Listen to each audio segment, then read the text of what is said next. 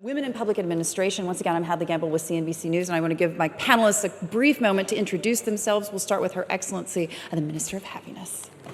So my name is Ohood Roumi. I am the Minister of State for Happiness and Wellbeing.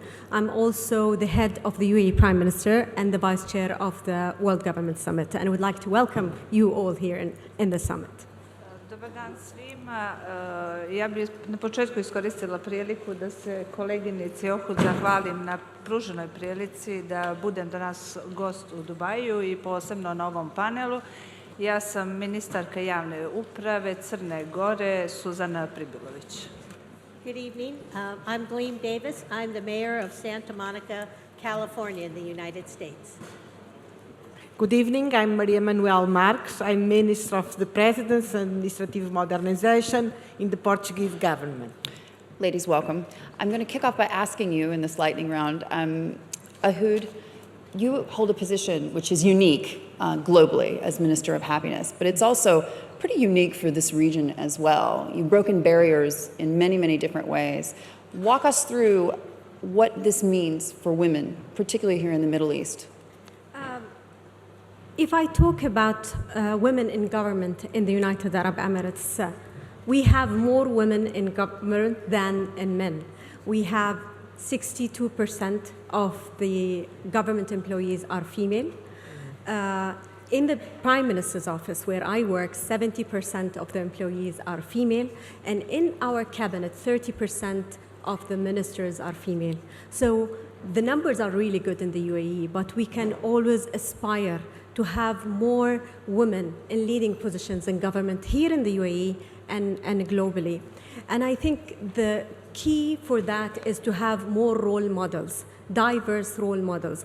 I met Helen Clark a couple of days ago with a group of ministers. And as you know, Helen served as Prime Minister of her country for 3 terms. And one thing that she was telling us that growing up, she never thought that she would be a prime minister because at that time she didn't have a woman role model. So I think creating diverse role model for women in government will really encourage and increase the number. And it's not about which gender is better in management. I think it's about creating a balanced government and fair representation of our society. Gleam, I want to bring you in here because one of the things that we've been talking about, obviously, just a few moments ago was public-private partnerships and some of the challenges that women face that men don't necessarily face, and how we can basically rejigger the government and the work model in the corporate sector as well to be more amenable for women. In the United States, we are pretty far behind when you come to the UAE and take a look at what they're doing. Yes, we are. I think some of that's a difference in our governmental style in all actuality.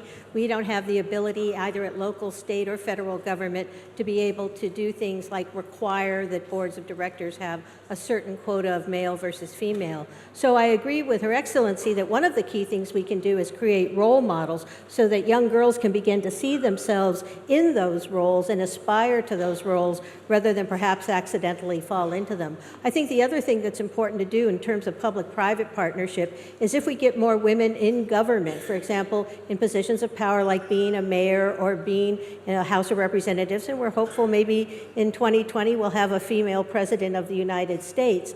What that does is creates sort of a subtle pressure on private enterprise, because if you want to deal with the government, then you need to reflect the government. If you're going to communicate with the government, and you're going to be communicating with women, you doggone well better have some women doing the communicating on the private side as well. So I think by getting more women in government, we can subtly put pressure on private industry to create more openings for women.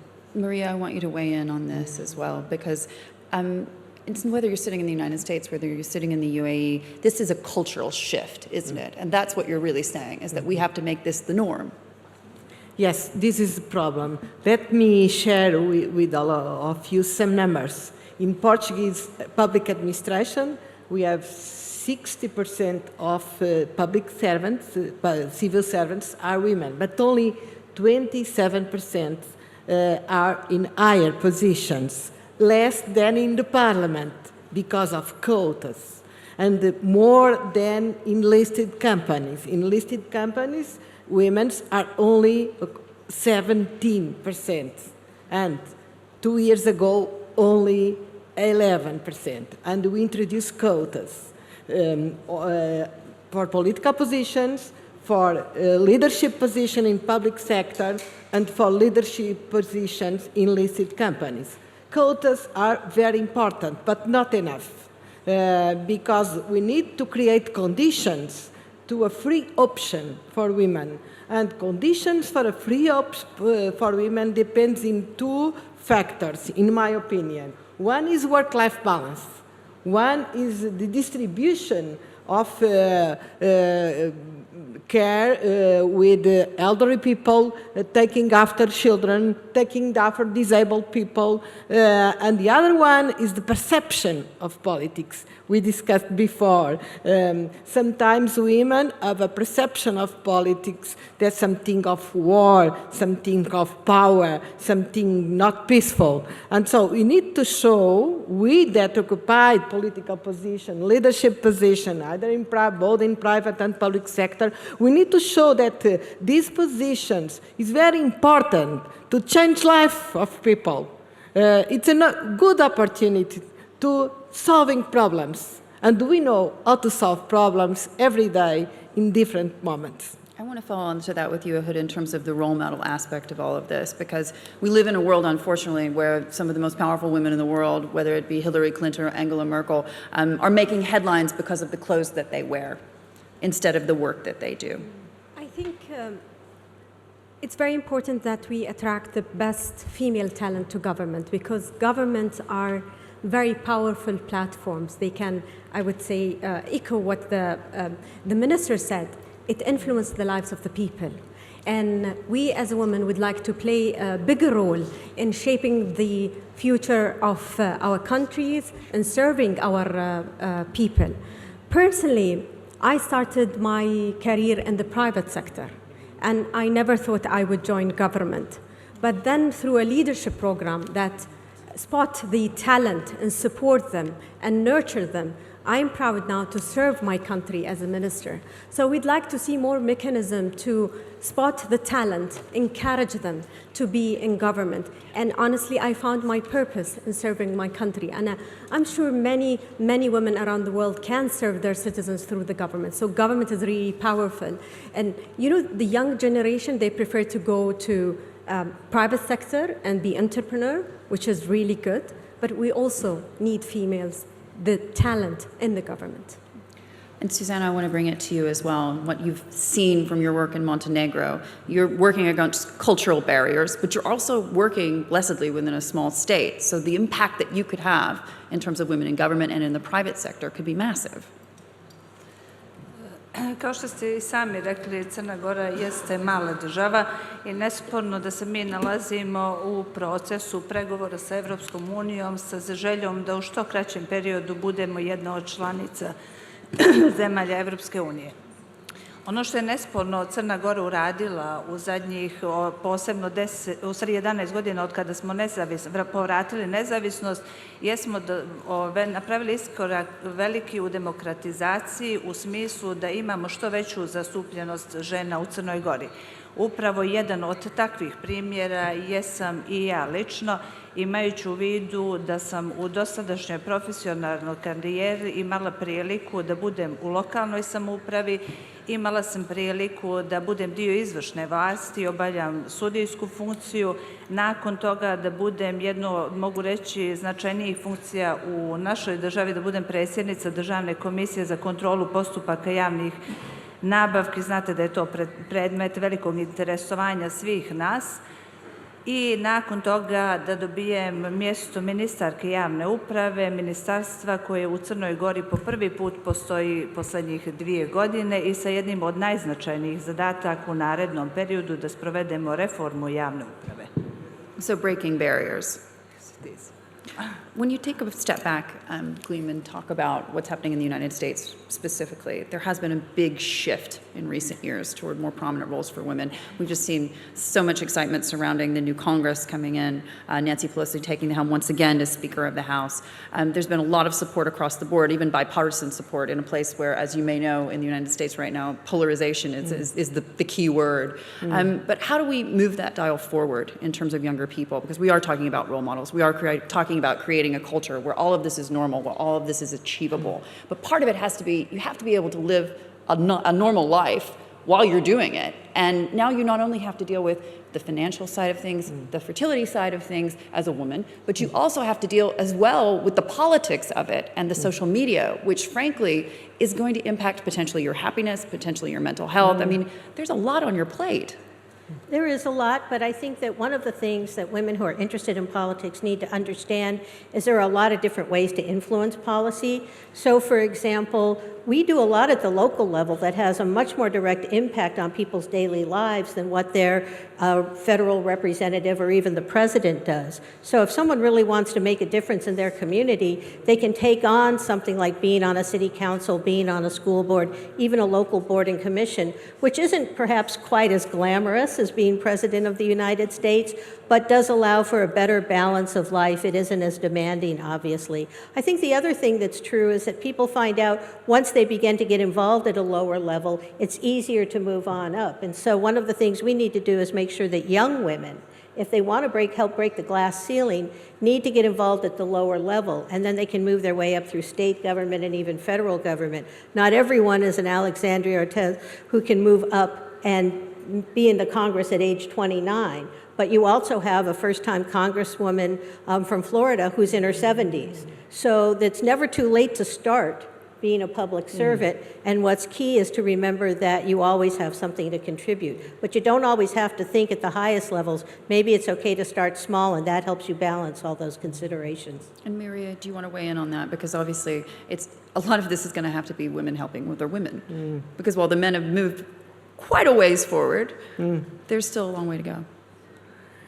I think we need to speed up to help women. It's why I underline the problem of quotas. Sometimes we don't need. When I was student in law school, there were two professions forbidden to women in Portugal. That is judicial, be judge, it's not possible for women, and be diplomat, it's not possible at that time for women. The two professions were open at the same time. But nowadays, in judicial profession, no problem, because the access, we are the balanced. But in diplomatic, there is a problem. So sometimes we need measures, discriminative laws to speed women's progression in some professions, some political positions, and special leadership positions in private sector, listed companies at least, because it's the worst situation, at least in Portugal.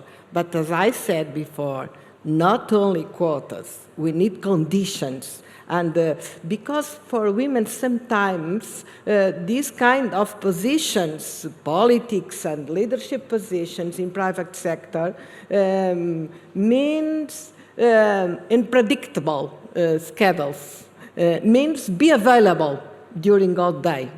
And some women can't be available during all the day of week, of month, of the year. Ohood, when you look at this from your perspective as the Minister of Happiness, obviously a lot of what you are doing is data-driven as well. How can we use that data to change things more globally? Because then when the numbers add up, as we know at CNBC, then people will invest, whether it be their time or their capital. Yeah. I think some global reports showed that the percentage of women politicians around the world is 23% only. The latest SWIFT report on the gender gap estimated that we need 200 years to achieve gender parity in the world. And I think we have collective duty as women leaders in government to work together to groom and support the next generation of women in government. And I would love to see a group of women government leaders come together to advance this agenda, and we'll be happy to host this community in the summit next year to enable this drive. That's fantastic. And I want to actually bring in Suzana here. And by the way, if you want to pick up your translation so that you can hear what's going on. When you talk about what's happening in Montenegro specifically, you gave us a fantastic rundown of just the achievements that you personally have made over the last several years in terms of your movement through government. But in terms of galvanizing this sector for younger women, there are a lot of constraints. How are you working around that as the government? Kao što sam već rekla, samo opredjeljenje vlade jeste da proces reforme u potpunosti sprovedemo. Ono što nam je namjera i cilj jeste da imamo jednu servisno orijentisanu javnu upravu koja će biti na usluzi građanima i privredi. Nesporno da, obzirom da smo mala država koja želi da ide brzim korakom i da pratimo prvo evropske i svetske trendove uz podršku partnera kojih imamo, i nesporno da mi mnogo lakše i mnogo brže dostižemo određene ciljeve. Također značajna nam je svaka vrsta podrške i prakse iz okruženja kako bi sve to ostvarili. Ono što je nesporno da u Crnoj Gori, kao što sam rekla, značaj žene, iako se radilo o jednoj veoma maloj i patrijarhalnoj sredini, je njena uloga veoma dobro prepoznata i upravo u svim ovim procesima reformskim ključne uloge i značajni dio tih procesa upravo nose žene, kako u javnom, tako i u privatnom sektoru. I just want to take the last couple of minutes to walk through each of the participants on the panel, what their outlook is for the next decade. Where are we today? Where are we going to be in a decade? Ria. 50%. Bravo. It's balanced. We need to involve men in this process. Our Prime Minister is very engaged in quotas and in passing new laws about this.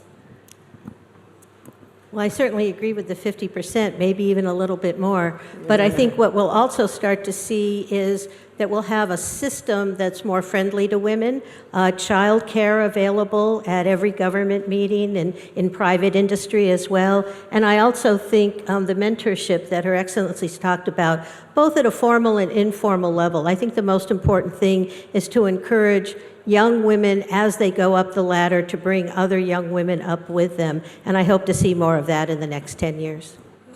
Što se tiče mog iskustva, eto ja ću podijeliti, u mom ministarstvu je trenutno zaposleno negdje oko 50 žena i ja lično svojim primjerom i svojim angažmanom uvijek idem u tom pravcu da i u drugim dijelovima javnog sektora upravo bude takva situacija. Što se tiče parlamenta u Crnoj Gori, trenutno imamo oko 26% poslanica i mislim da će svakog dana i u svakim narednim izborima naša snaga i posebno svake od nas biti usmjerena da taj broj bude mnogo veći i mnogo značajniji. I'm optimistic by nature, so I believe that the future outlook is really positive. It's about creating balanced government and fair representation of the society. And I would like to reiterate the importance of supporting, promoting, and celebrating different and diverse role models, women leaders in government. We're going to have to leave it there. Thank you, Your Excellency, so much for joining us. So I think the message is women have to have each other's backs. Bravo. Thank you all so much. Thank you.